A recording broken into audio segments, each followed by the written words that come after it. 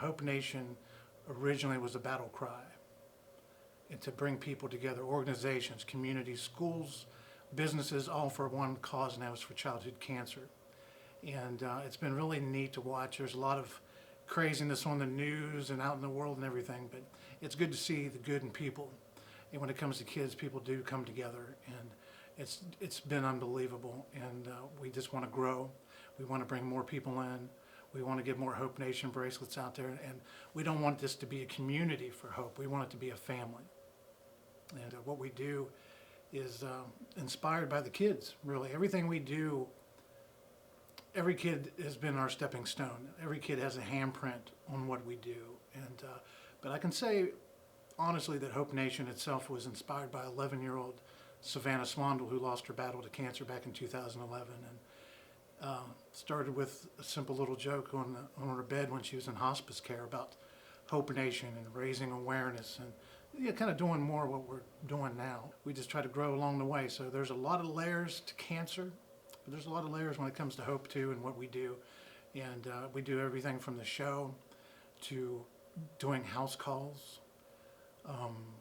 We have birthday parties. We have pizza parties. Whatever it calls for, what we need to do, we do.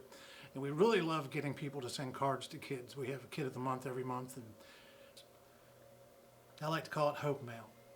And these kids, it's like money to them.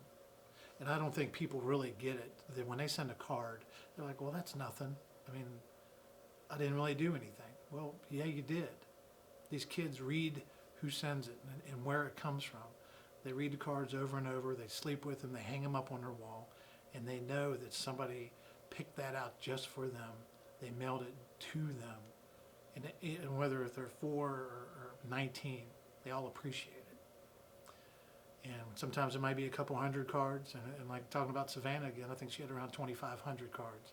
Our buddy Caden, 7 years old, fighting brain cancer, he had around 1,700 cards, and he's pulling around a little wagon. In one picture we have, and it's full. Then there's a picture of him laying on the bed buried in cards, and he just got worn out from reading cards and he fell asleep. And that shows you, as tired as he was, he wanted to keep tearing, and he wanted to keep looking at the pictures. And man, I mean, people just, that's the whole thing about Hope Nation. It's those little things. People overlook that. They overlook that the kids need these smiles, and that's all we can do.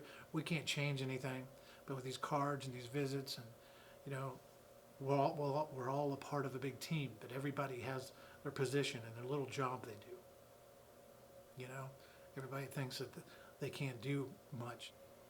It's about getting back up. It's about swinging. And what's the funny thing about cancer? I keep telling these kids, everybody's fighting, everybody, cancer seems like it's always got the upper hand, but who says we can't swing back? Who says we can't get an attitude or a little chip on our shoulder? And I think that's the only thing that keeps me like one step ahead is if cancer takes one kid, we help 5 more. And I think these kids get that too, and they're like, well, you know what? You got me today, but tomorrow's going to be a better day. And I might be scared, but tomorrow's another day.